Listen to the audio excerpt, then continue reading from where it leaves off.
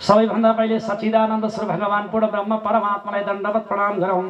माता सरस्वती प्रधान गुरु निर्विघ्नकारी गणपतिलाई प्रणाम गर्दै यहाँका सम्पूर्ण देवी देवता अनि झरी र बादलले सबै भक्तलाई दुःख दिरी महाराज इन्द्रलाई पनि नमस्कार नारायण।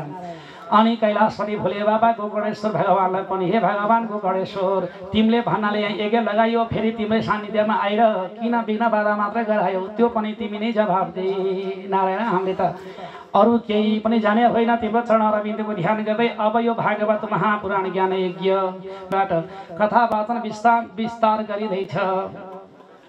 तब नैमिषारण्य नामेका पवित्र क्षेत्रमा सौनक आदि 88,000 ऋषिमुनिलाई सुत नामेका पौराणिकले हिजो पूर्व अध्यायमा कथा वाचन विस्तार गर्ने क्रममा राजा महाराज परीक्षितको जन्म गति कथा प्रसङ्गको प्रस्तुत गर्दै अन्त्यमा राजा परीक्षितलाई राजा बनाइराखेर कथा वाचन विश्राम गरिएको थियो होइन। परीक्षित महाराजलाई राजा बनाएर सिंहासनमा राखेपछि अनि 5 पाण्डवहरू उत्तरापन्थ पनि गए। हाम्रो कथा विश्राम गर्ने बेला पनि भए हिजो होइन। अब आजको कथा सुन्नुहोस्। जब 5 पाण्डवहरू परमधाम जानुभयो अब यो पृथ्वीको राजको व्यवस्था मिलाउन लाग्नुभयो राजा परीक्षितले। राजा परीक्षित विद्या गुण कलाले सम्पन्न हुनाले सबै प्रजालाई सुख दिनुहुन्थ्यो। सबैले सुख पाएपछि सबै भन्थे महाराजको जय होइन। राम्रो गर्न सके सुख दिन सके आनन्द दिन सके सबैले जय जय भन्ने हुन्। सेवा गर्न सकेन भने सबैले गए गए भन्ने हुन् नारायण। त आज यो सूत्रबिन्दहरू हिँड्दा राजा महाराज परीक्षितलाई हिँड्दा राजा समान सम्मान गर्दथे। 3 लौ 14 भूममा सबैले राजा महाराज परीक्षितको गुणगान पनि गाउँथे कि पृथ्वीमा बसिकन त्यस्ता चक्रवर्ती राजा दुनियाँमा कोही भएनन्। आदरणीय भक्तजनहरू यो पनि कलियुगमा राजा परीक्षितले त कलीमा पनि राज्य गरे हुन् नि त। कलीको आद्यमा मान्नुहोस् राजा परीक्षित चक्रवर्ती भन्नुभयो। सारा प्रजालाई सुख दिनुहुन्थ्यो। एक पटकको कुरो हो राजा महाराज परीक्षित विश्व विजय गरेर दरबारपट्टि आउँदै हुनुहुन्थ्यो। अरे दरबारपट्टि आउने बेलामा बीच बाटोमा नदी सरस्वतीको नदी पर्दथिन्। सरस्वती नामको नदीका किनारमा तब एउटा बलियो हृष्टपुष्ट भएको पुरुषले अति बुढा भएका गाई र गोरुलाई लौराले कुट्दो रहेछ। त्यो देखेपछि राजा परीक्षितलाई दिक्क लाग्यो। ओहो मेरो राज्यमा अहिलेसम्म गाईले दुःख पाएकी छैनन् भने आज यो पापीले मेरो राज्यमा बसेर गाई किन कुट्दैछ। सुन्नुभयो राजा ती हुन् जसले गाईको रक्षा गर्न सक्छ। राजा ती हुन् जसले ब्राह्मणको रक्षा गर्न सक्छ। राजा ती हुन् जसले नारीको रक्षा गर्न सक्छ। राजा ती हुन् प्रजाको धन सम्पत्तिको रक्षा गर्न सक्छ भने मात्रै राजा हो। अन्यथा त्यसलाई राजा मानिन्न नारायण। कारण यो अवस्था राजा त्यसलाई भनिन्छ प्रजालाई जसले रञ्जना दिन सक्छ आनन्द दिन सक्छ। परीक्षित महाराज त्यस्ता राजा थिए। उनको राज्यमा अहिलेसम्म गाईले लौरो खान परेका थिएन। विचार आफै गर्नुहोस्। अहिले गाईले दोबाटामा दुनियाँ घोराको खाएकी छन् तैपनि कसैले पनि बोल्नेवाला छैनस् त। त्यतिखेरको जमानामा स्वयं राजाले तब आफ्नो रथलाई बाटा बिसाएर हत्तपत्ता जानुभयो। नदीका किनारमा गएर त्यो गाई कुटिरहनेवाला व्यक्तिलाई हपार्नुभयो। खबरदार गाई किन कुट्दैछस् सुन्नुभयो। तब राजा परीक्षितले खबरदारी गर्दा पनि त्यो पटक्कै हेर्दैन गाईलाई पिटिरहन्छ। राजालाई साह्रै चित्त दुखेर भन्नुहुन्छ गएर छेउमा गएर कपाल समातेर हपार्दै हे पाखण्डी पापी तैँले किन गाई कुटिस्। त यसरी राजाले हपारेपछि त्यो झरक्क झकेर के भन्छन् महाराज तिम्रो पालो गयो मेरो पालो आयो अब जसो गरे पनि भयो पो भन्छ ल। त्यो त हेर्नुहोस् मेरो पालो आयो अरे ल। ए मेरो राज्यमा बसेर मेरो पालो आयो भने तँ को होस् त भने राजा परीक्षितले सोधेपछि उसले के भन्यो महाराज मेरो नाम हो कली। हाँ मेरो नाम कली हो महाराज। मेरो राज्यमा अब सारा दुनियाँ स्वतन्त्र हुनेछन्। नारीले नारीको मर्यादामा बस्दैनन्। पुरुष पनि मर्यादामा रहँदैनन्। माता पिताको छोराछोरीले सेवा पनि गर्दैनन्। पतिव्रता धर्म पनि दुनियाँमा लय भएर जानेछ। पत्नीव्रता धर्म पनि हराएर जानेछ। गाईको पूजा कहीँ पनि हुँदैन। कुकुरलाई चोटाएर पाल्नेछ नारायण। हाम्री घरकी बुहारी के भन्छन् भने गाई पालेपछि गोबर सोर्नुपर्छ। बरु 2000 को कुकुर पाल्न पाए 2 केलमा पाल्न पाइन्छ नारायण। हरि हेर्नुहोस् त गाई पालेपछि घिन लाग्ने कुकुर पालेपछि उनलाई घिन लाग्न छाड्यो। आज तपाईँहरूलाई भने अन्त किनारी त्यस्ता भइसकेको छ। बुढाबाहरू कस्तो भएका छन् बिहान चाँडै उठेर मन्दिर जानुपर्ने ठाउँमा बिचरा बुढाहरू बिहान चाँडै उठेर कुकुर डोर्याएर सडकमा हिँड्नु थालेको छ नि छैन नारायण। हरि के गर्नु कुकुर डोर्याएर नहिँडे भरे बुवाले खान दिन्न। खाना लागि पनि बिचरा मन्दिर जाने उमेरमा कुकुर डोर्याउनु पर्ने छ। कसले गर्दा भने यो कलीले गर्दा हो। तानस्ता राजा परीक्षितलाई कलिले के भन्छ महाराज मेरो राज्यमा सबैतिर स्वतन्त्र हुनेछ सबै जस्तै यसको त्यही धनी हुन्छ मर्यादा हराएर जान्छ धर्म नष्ट हुन्छ महाराज मेरो राज्यको मेरो धर्मै त्यही हो कि तब स्वतन्त्र रहन् मेरो राज्यमा तेरो राज्य अब तँलाई किन बाँकी राखौँला तँलाई नमारी छाड्दिन भयो राजा परीक्षितले कलिका जुल्पीमा समातेर लछार पछार पारेपछि बिचरा कलि आत्तियो अनि थरथर काम्यो राजा परीक्षितले तरबार झिकेर काट्न ठिक्क पर्नु भएको त्यो राजा परीक्षितलाई हात जोडेर कहिले भन्छ महाराज भिन्ती लाओस् मलाई नमार्नुहोस् मेरा अपगुण मात्र होइन गुण पनि छ सुन्नुभयो कलिको गुण पनि छ फेरि नराम्रो मात्र होइन राम्रो पनि छ के छ त तेरो राम्रो कुरो भन्दा प्रभु सत्य तथा द्वापर युगमा 1000 वर्ष तपस्या गरेर पाउनेवाला पुण्य यो कलियुगमा एक मुहुर्त मात्रै एक चित्त लगाएर जसले भगवानको नाम संकीर्तन गर्छ भने कलौके सब तीर्थ नाम भन्यो कलियुगमा दान भन्दा पनि ठुलो ध्यान भन्दा पनि ठुलो जप भन्दा पनि ठुलो तप भन्दा पनि ठुलो हवन यज्ञ भन्दा पनि ठुलो कलियुगमा सबैभन्दा सजिलो जो मुक्तिको मार्ग छ नाम संकीर्तन 2 रुपियाँ खर्च गराइ नपर्ने हिँड्दा डुल्दा बोल्दा खाँदा खेल्दा जहिले पनि नारायण नारायण नारायण भगवानको नाम जपे भवसागर तरिने भन्छन् नि हरे राम भज तरिन्छ नभजे त 84 मा पक्कै परिन्छ जय हो तरिन्छ भजे तरिन्छ नभजे त 84 मा पक्कै परिन्छ भजे तरिन्छ नभजे त 84 मा पक्कै परिन्छ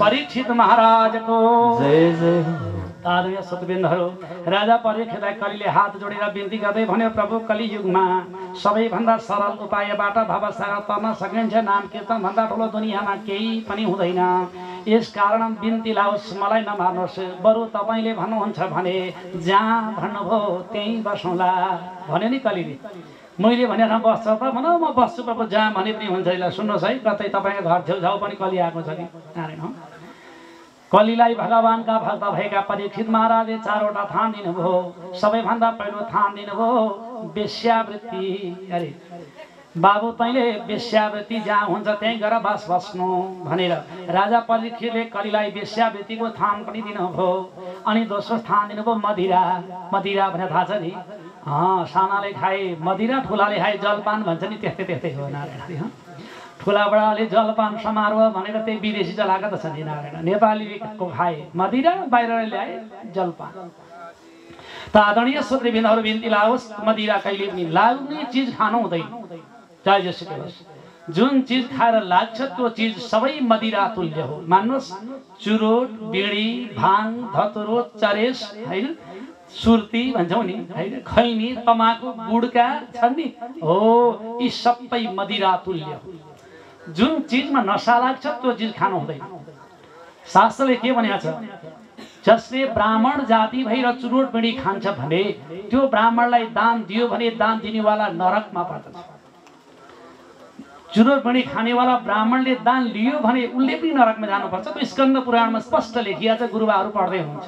हेर्नुहोस् है, जुन ब्राह्मणले नित्य कर्म गर्छ, स्नान दान जप तप पूजा पाठ गर्छ, नियमित सुनको पर्वत दान गरोस् तापनि उनले चुरोटमणि खान्छ भने उनले गरेका दान पुण्यहरू सबै हरिओम तत्सत् नारायण।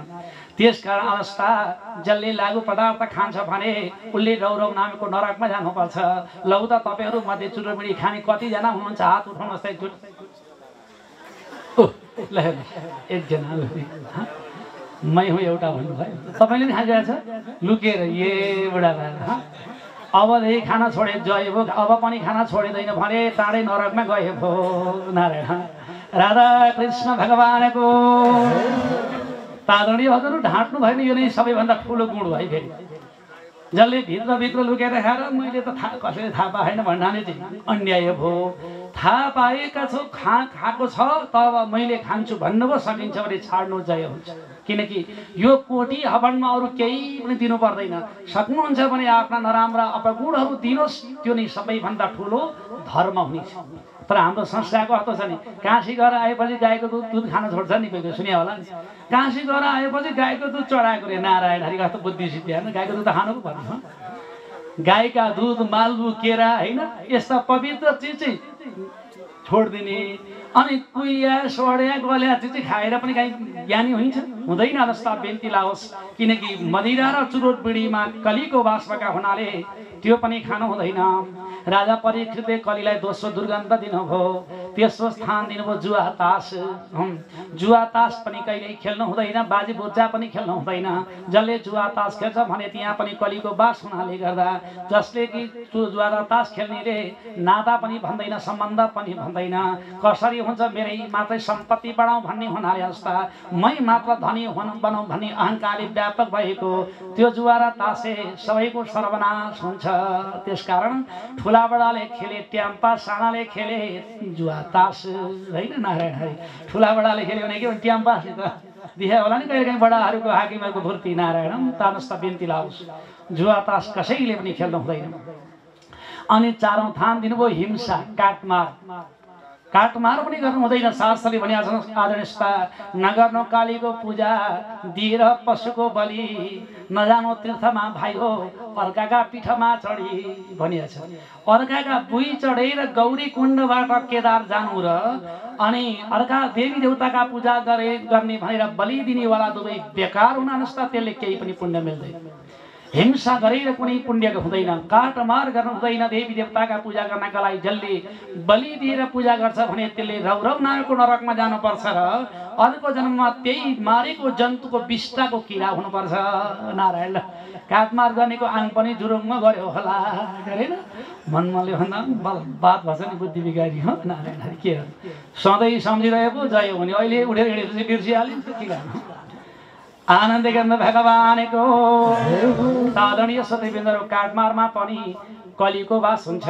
यस्ता चारवटा दुर्गन्धयुक्त थान दिएपछि राजा परीक्षितलाई कलीले हात जोडेर भन्छ, प्रभु यस्तो दुर्गन्ध नराम्रो ठाउँमा मात्र कति बस्नु, कहिलेकाहीँ राम्रा ठाउँमा पनि बस्न पाए हुन्थ्यो भनेर बिन्ती गरेपछि राजा परीक्षितले भन्नुभयो, बाबु तिमीलाई जहाँ मन लाग्छ त्यहीँ बस।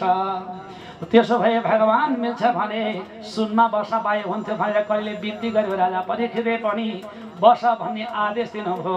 राजा परीक्षितले शिरमा सुनको मुकुट लगाएका थिए, कली गएर थवक्क टाउकैमा टेकेको। नारायण कारण नै सुनमा कलीको वास हुन्छ, सबै सुनमा होइन। सुन दुई प्रकारको हुन्छ, एउटा छापावाल एउटा तेजाबी हो होइन। एउटा मेहनत र परिश्रमले कमाएको सुन हुन्छ भने एउटा अन्याय गरेर कुकर्म गरेर कमाएको सुन हुन्छ। जस्ता ती भ्रष्टाचार गरेर कमाएको सुनमा कलीको वास हुन्छ भने राम्रो काम गरेर कमाएको सुनमा भगवानको वास हुन्छ। राजा परीक्षितले लगाएको सुनको मुकुटमा किन कली बस्यो भनी भक्सेला भने राजा परीक्षितले लगाएको अहिलेको सुनको मुकुट जरासन्ध राजाको थियो। जरासन्धलाई भीमसेनले मारेपछि त्यो मुकुट ल्याएर दरबारमा राखिएको थियो। आज तिनी परीक्षित परीक्षितले त्यही मुकुट लागेको मौका परेका हुनाले कलीले गएर टक्कै टाउका टेकेको। कलीले टाउका टेकेपछि राजा परीक्षितको शुद्धि बुद्धि हरायो। के विचार गरे भने आवश्यक त कली मलाई पो के खाँचो ल हेर्नुहोस्। अहिलेसम्म कलीलाई तल लाउन खोजे राजा, अहिले कलीले शिरमा टेकेपछि उहाँले मतलबै गर्नु भएन।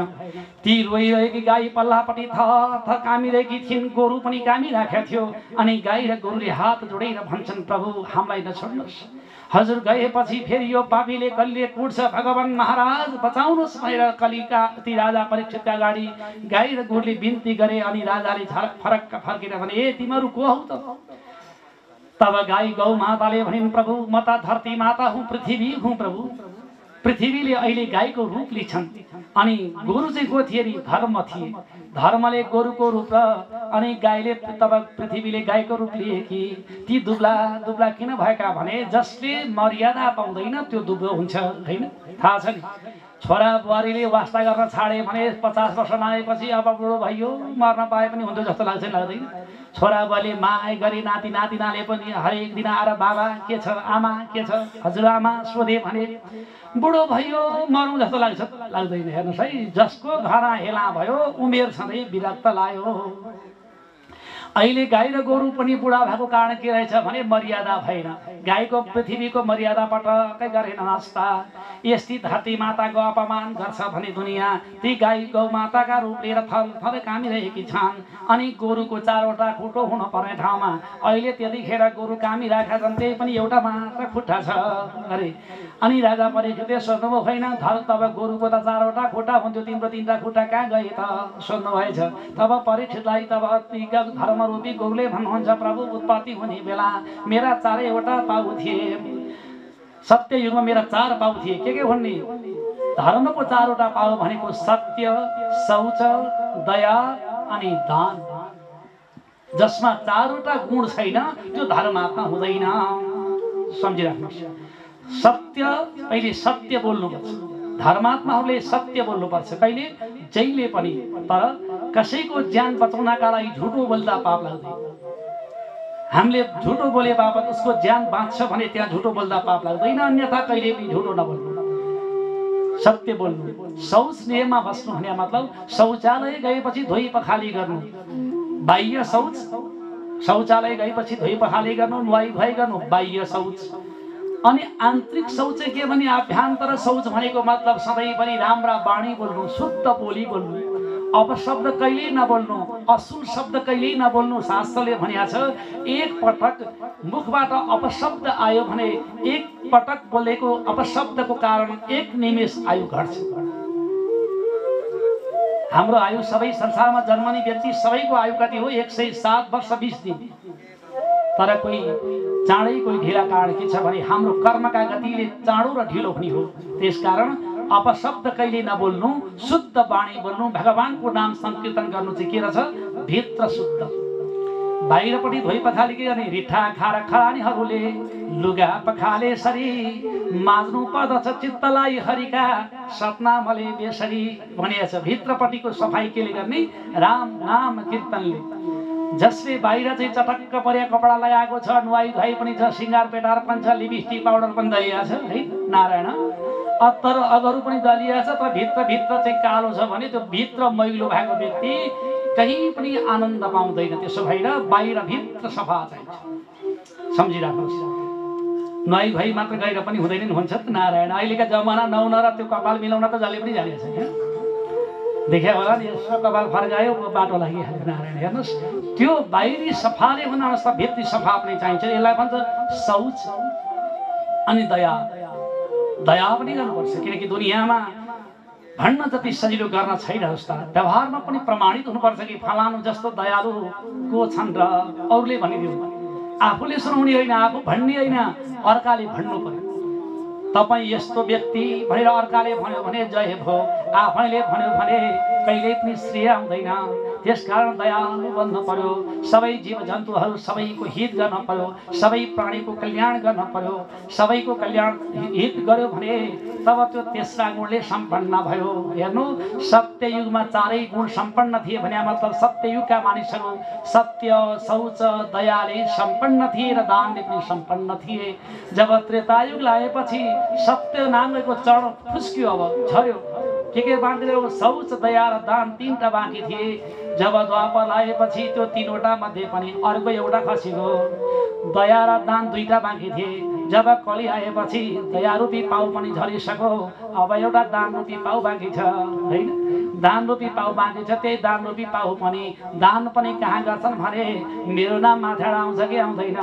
नारायण हरिले हेर्नुहोस् है, माथेडा नाम लिनका लागि गरेको दानमा पनि अहङ्कार हुन्छ। यस कारणले अनुसार दान गर्न सकेसम्म गोप्य दान, थाहा नदिने गरी भन्छन् नि, दाहिने हातले दियो देब्रे हातले थाहै नदिने। नारायण भगवानको कृपा भएर दिने होइन र भइदिने त न त छैन। नारायण दान दिन मन लाग्दैमा पाइन्छ।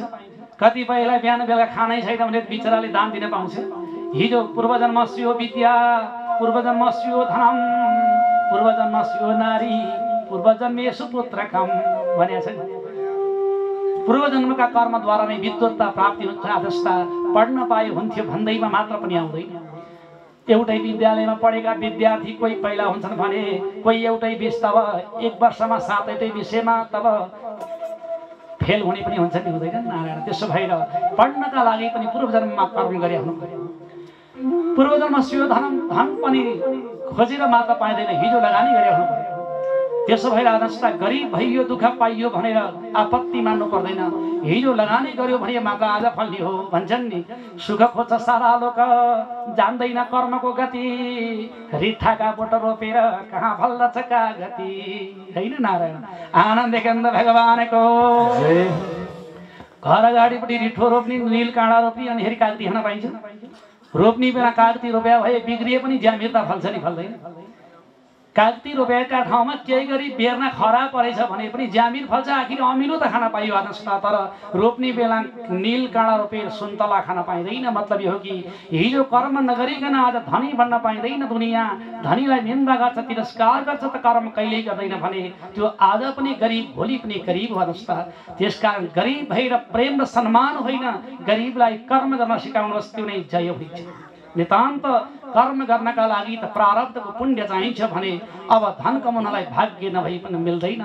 हिजो लगानी गरे आज पाइन्छ, आज लगानी गरे भोलि पाइन्छ। यसकारण कर्म गतिले नै धनवान सम्पन्न बनिन्छ। अनि पूर्वजन्म स्यो नारी, पति र पत्नी पनि पूर्वजन्मकै पुण्यले पाउने होइन र? कसैकी पत्नी सधैँभरि पतिलाई काज गर्ने, केही न कामकी कर्कशा हुन्छन् भने कसैकी पत्नी पतिदेवलाई स्वामी, आयुषु, वैषु, खाइसु भन्ने खालको तपाईँ कुन चाहिँ खालको हुनुहुन्छ? नारायण हरि विचार गर्नुहोस् है, आफूलाई सोध्नुहोस् कुन चाहिँ खालको हो? महान ज्ञानी भलात्मी नारी हो कि केही न कामकी महाचण्डिका कसा, कुन चाहिँ हो तपाईँ आफै जान्नुहोस्। तर भाग्य बिना नभइकन ज्ञानी पत्नी पनि मिल्दैन। हेर्नुहोस्, पति र पत्नी प्राप्ति गर्नलाई पनि पूर्व जन्ममा राम्रो कर्म गरिया छ भने यो जन्ममा गृहस्थाश्रम अति उत्तममा पनि उत्तम बन्दछ भने छोराछोरी पनि पूर्वजन्मकै पुण्यले मिल्दछ भने यो भाग्य बिना नमिल्ने अवस्था। पुण्य भनेको चिज यतिकै पाइँदैन। धेरै जन्मका पुण्यले प्राप्ति भएको मानव शरीर लिएर पनि जसले बाह्याभ्यन्तर शुद्ध राख्न सक्दैन भने त्यो भन्दा मूर्ख दुनियाँमा को होला? नारायण हेर्नुहोस् है, यति धेरै पुण्यले पाएको मानव देह, त्यस्तो संस्कारले पाएको जन्म पनि यदि अपवित्र भएर बित्यो भने यो मानव जन्मको के काम लाग्यो अवस्था? के काम छ त? छैन। नारायण हेर्नुहोस्, जीवन बिताउन मात्रै जति गोरु गधाले पनि दिन बिताएकै छ। आदरणीय भक्तजनहरू, हामी त मानवमा पनि सर्वोत्कृष्ट मानव बन्नका लागि के गर्नु पर्यो? सधैँभरि शौचादि कर्मद्वारा शुद्ध हुनु पर्यो। बाह्याभ्यन्तर शुद्ध रहने, सधैँ बाहिरी सफा नुहाई धुवाईले, भित्री सप्ता सत्कर्मले दया पनि गर्नु पर्यो, दान पनि गर्नु पर्यो, अहङ्कार रहित दान गर्नु पर्यो। घमण्ड गर्नु भएन, किनकि हिजो दिया थिएन वो आज दिन पाइयो होइन। हिजो लगानी गरे भए आज दिन पाइँदैन थियो, त्यसो भएर हिजो लगानी गऱ्यौँ आज पाइयो, आज दियौँ भने भोलि पनि पाइन्छ। आदरणीय भक्तजन हो, संसार त घडीको यन्त्र हो, घुमिरहन्छ। बिहान पछिको साँझ, साँझ पछिको बिहान, यो यात्रा हो संसारको। त्यस्तै सुख दुःखको यात्रामा भगवानको निगाले प्राप्ति भएको सम्पत्ति भगवानलाई नै समर्पण गर्ने। त्वदीयम वस्तु गोविन्द तुभ्यम एव समर्पित। गोविन्दको कृपा अनि गोविन्दलाई नै टक्राउनु नै वास्तविक दान। हे भगवान, मेरो केही होइन हो त, विचार गरौँ, छ त केही मेरो? नारायण हेर्नुहोस्, मेरो भन्ने शरीर पनि होइन जस्ता शरीर मेरो भइदिया भए, मेरो नियन्त्रणमा भइदिया भए कसलाई बुढो हुन मन लागेको थियो र? नारायण, सधैँभरि 12-15 वर्षको मात्रै बढ्न पाएको भए यस्ता पुरा 2000 4000 भन्न पाइन्थ्यो। तर के गरे, नाइ नाइ भन्दा भन्दै कपाल फुलिहाले, दारी फुलिहाले, दाँत हल्लिन थालिहाले, आँखा मलिन भइहाले। यसकारण आदरणीय भक्तजनहरू, दिन प्रतिदिन आयु घट्दो छ भने घट्दो आयुको विचार पुर्याएर सत्कर्म गर्नु, राम्रा दाना पुण्य गर्नु, यो नै वास्तविक सबैभन्दा उत्तम कर्म हो। र यो कलियुगमा दान भन्दा अर्को पाउ बाँकी पनि छैन, छ त? विचार गर्नुहोस्, अब कलियुगमा 4वटा पाउ मध्ये गुरु धर्मको एउटै पाउ मात्र बाँकी छ भने कुन चाहिँ पाउ रहेछ? दान रूपी पाउ। यो पनि झर्न आँट्यो प्रभु, म के गर्नु भनेर धर्म रुन लाए। राजा परीक्षितले धर्मको कुनै वास्ता नगइकन फरक फर्केर गए दरबारमा। परीक्षित महाराज दरबारमा पुगेर थपक्क मुकुट फुकालेर तब टेबलमा राख्नुभयो।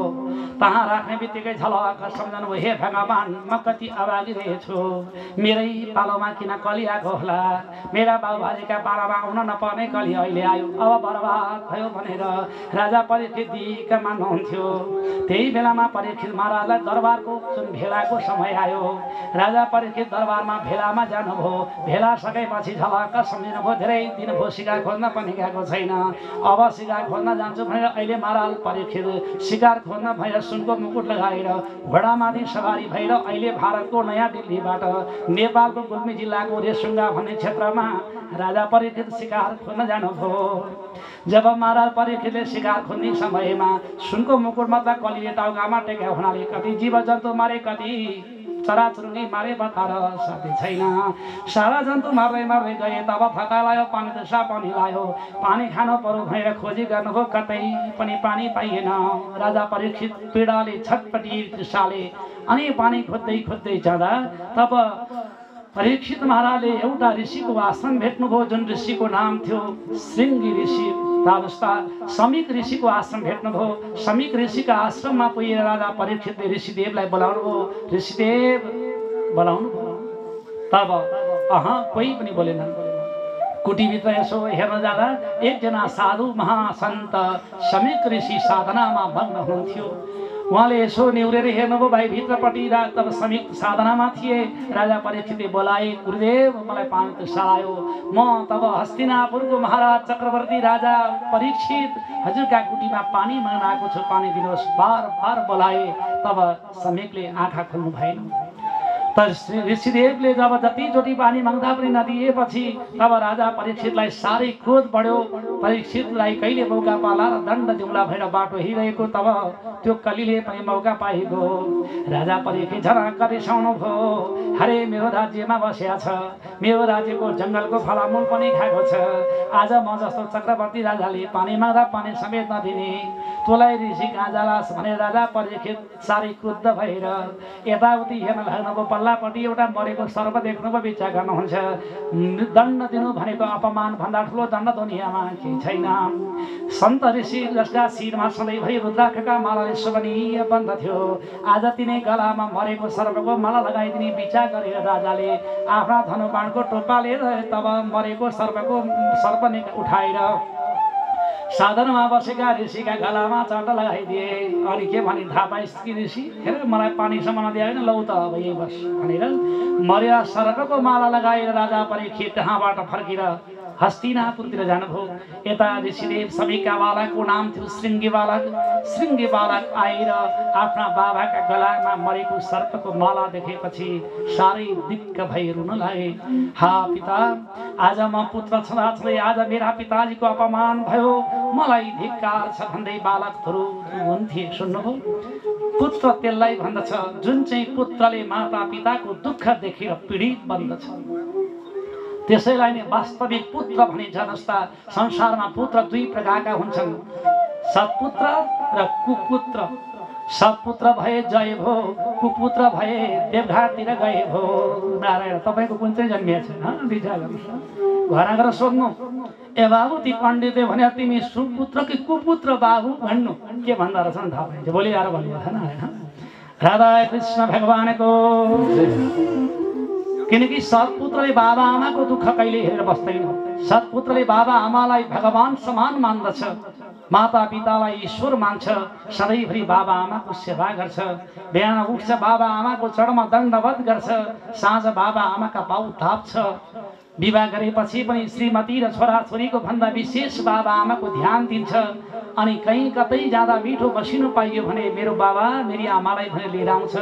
कहिलेकाहीँ मिठो मसिनो ल्याएर खाना दियो भने दङ्ग पर्ला, तपाईँको पनि सुपुत्र जन्मिएको छ। दिन त दिन्छ होला, कहिले दिन्छ होला, आमा खुवाउने औँसीका दिन आएपछि त भ्याएको थियो। आमा खुवाउने औँसीमा चाहिँ काला बला छ होला, आज पनि नगई त बरबाद हुन्छ भएर कोही कोही आउँछ। कतिपय त कहाँ जानु पर्यो भन्ने खालका जाँदै जाँदैन त। यति हो कि सुपुत्र त्यस्ता हुन्छन्, बाबा आमाको सेवा गर्छन्। कुपुत्र त्यस्ता हुन्छन् कि आफ्नो स्वार्थ परक मात्रै कर्म गर्छन्, कहिले पनि बाबा आमाको सेवा गर्दैनन्। बाबा आमाको सम्पत्ति कहिले मेरो नाउँमा दर्ता गर्न पाइन्छ भनेर कोलाहल गर्नेवाला छोरो नै कुपुत्र हो जस्ता। त्यसकारण बिन्ती लाओस्, ती बालक ऋषिपुत्र श्रृङ्गी बालक तब विलाप गर्दै हुनुहुन्थ्यो। ऋषिदेवको आँखा खुल्यो अनि बाबु के हो बाबा, किन रोएका सोध्नुभयो बाबाले। तब समीकलाई बिन्ती गर्दै भन्छन्, बालक पिताजी आज हजुरका गलामा कुन चाहिँ पापी हो कुनै मरेको सर्पको माला लगाइदिएर छ प्रभु, त्यही देखेर मलाई साह्रै दुःख लाग्यो। तब ऋषि हाँस्दै भन्नुहुन्छ, बाबु किन पिर मान्नु पर्यो, जिउँदो सर्प भए गलामा बस्दैन, मर्या सर्पले डस्दैन, किन रुनु पर्यो।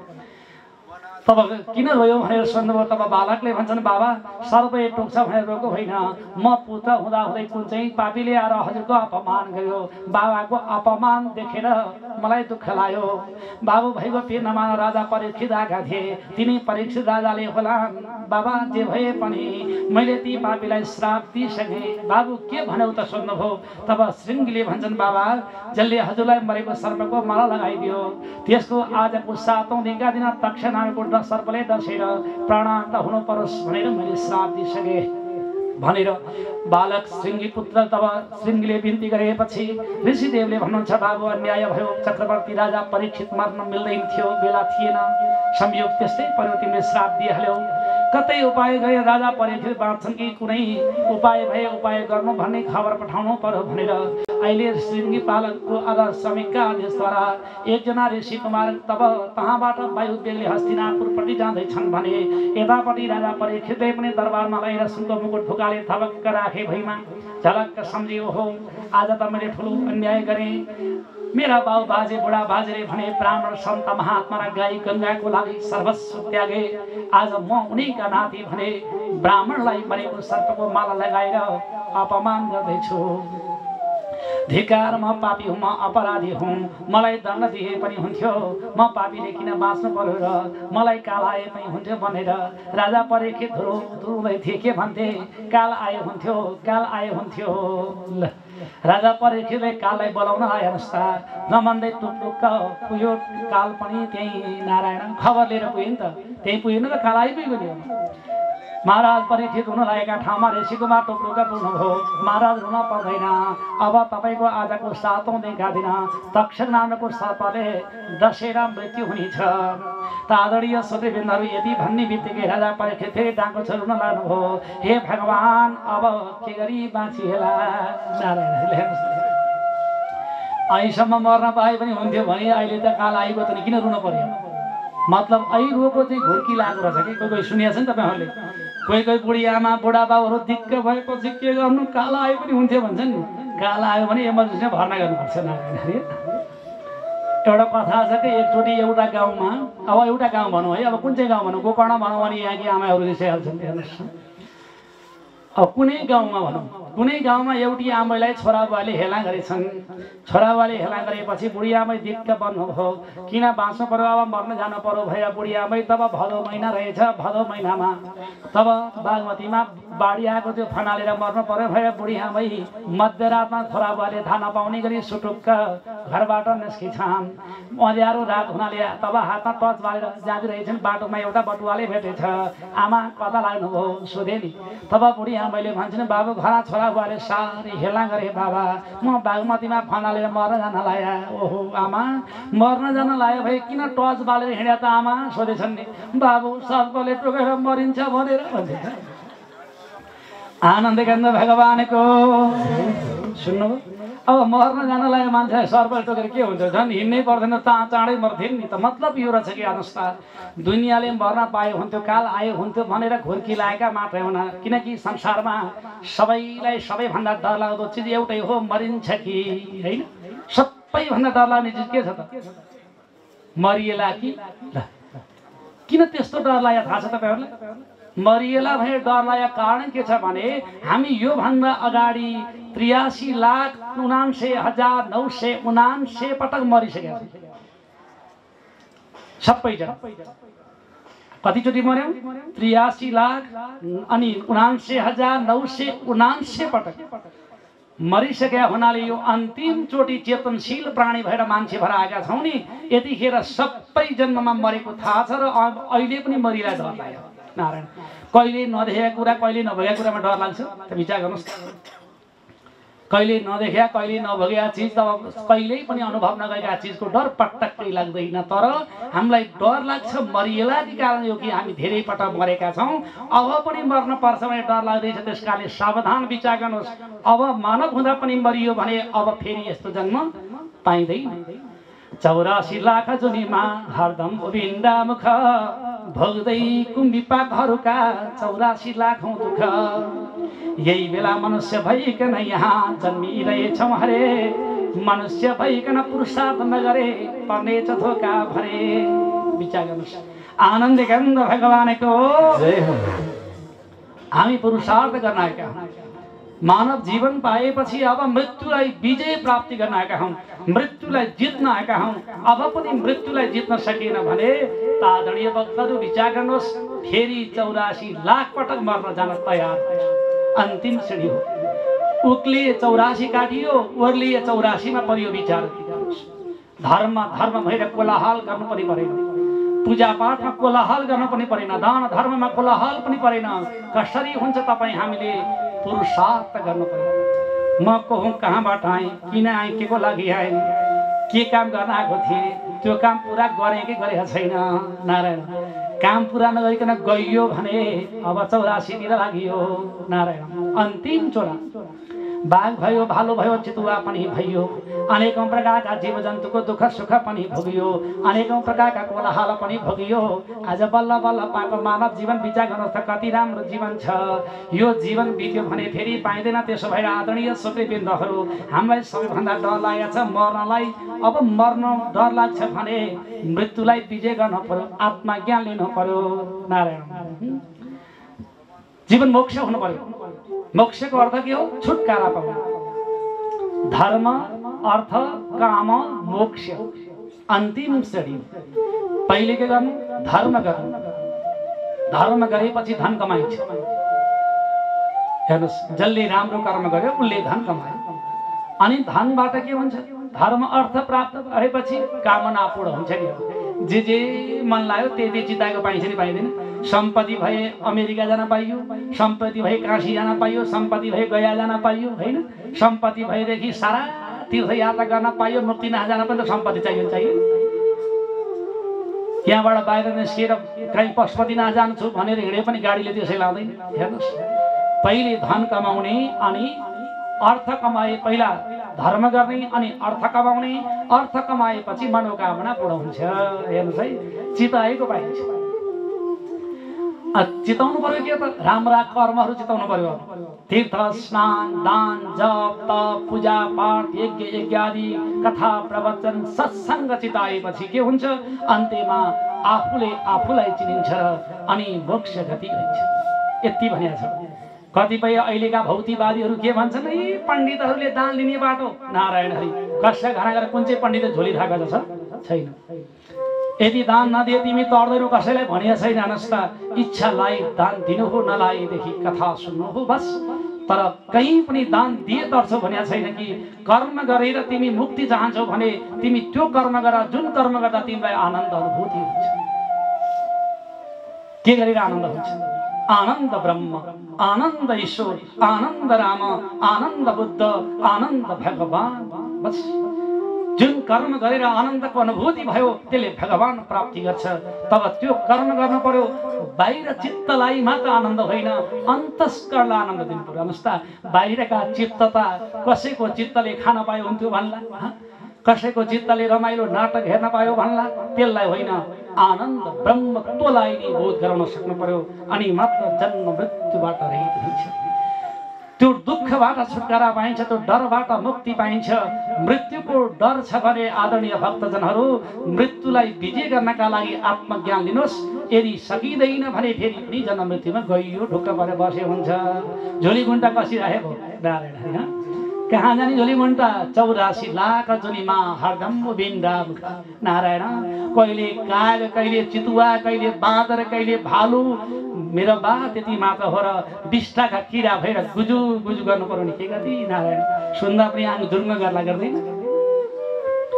यस्तो मानव झोला पाएर पनि त्यस्तो जीवन पाइयो भने बर्बाद हुन्छ। यसकारण त्यो डरबाट मुक्त हुनको लागि भगवानमा चिन्तन गर्ने, नारायण नाम संकीर्तन गर्ने, भगवानकै ध्यान गर्ने, जप गर्ने, तप गर्ने, पूजा पाठ गर्ने, अनि मात्र डरबाट मुक्ति पाइन्छ। हेर्नुहोस् राजा परीक्षित अहिले मात्र के भन्थे, मर्न पाए पनि हुन्थ्यो। अहिले मर्ने भयो राजा भनेपछि रुन लागेछन्। अब के गरी बाँच्ने हो? राजा परीक्षित डरले थर काम लाग्नुभयो। रुन लागे धुरो धुरो, हे मेरा बाबु, मेरी पति, मेरी महारानी, अब म के गरी बाँचौँला भएर रुन लागेका थिए। त्यही बेलामा परीक्षित महाराजले रोएको देखेर सुनेर तब प्रजागणहरू पनि आए। सन्त आए, महात्मा आए, योगी आए, सन्यासी आए, ब्रह्मचारी पनि आए। सबैले भन्न लागे, महाराज रोएर कालले छोड्दैन। छोड्छ, रोएर कालले छोड्छ। रोएर कालले छोड्ने भए कतिपय सम्प्रदायको हुन्छ नि, अरूको भन्दा पनि बढी रुनी जात कस्तो न्याउहरूको देखाएको छ नि है। एउटा मऱ्यो भने गाउँले नै उहाँ हुन्छ नि, आँसु चाहिँ आउने होइन। नारायण, आँसु नआए पनि रोइदिएछन् पर्यो। रोएर हुने भए त कालले छोड्नु पर्थ्यो नि, होइन, अज्ञानले मात्र रुनी हो। हेर्नुहोस् है, ज्ञान नभएर रुनी हो। कोही पनि रुनु हुँदैन, कोही मरे भने रुने काम गर्नु हुँदैन। बरु के गर्नु पर्यो, उनको मोक्ष गति होस् भन्ने कामना गर्नु। हेर्नुहोस् है, रोयो भने के हुन्छ थाहा छ? तिनको अधोगति हुन्छ, तलतिर झर्छन्। त्यसो भएर रुनु हुँदैन, रोएर कालले छोड्दा पनि छोड्दैन। त्यसकारण हे महाराज, रोएर बस्नुभन्दा बरु काल नजाने ठाउँमा जानु पर्यो भनेर राजा परीक्षितलाई सन्त महात्मा योगी सन्यासी ब्रह्मचारीहरूले काल नजाने ठाउँमा जानुहोस् भन्नुभयो। लौ त भनेर राजा परीक्षित पनि काल नजाने ठाउँ खोजी गर्दै जाँदा नदीका किनारमा एउटा ठुलो पोखरी रहेछ। पोखरीका बिच एउटा खम्बा ठडाए। त्यसै खम्बामा माथि अटाली बनाएर परीक्षित महाराज गए, प्राय पविष्टमा बस्नुभयो।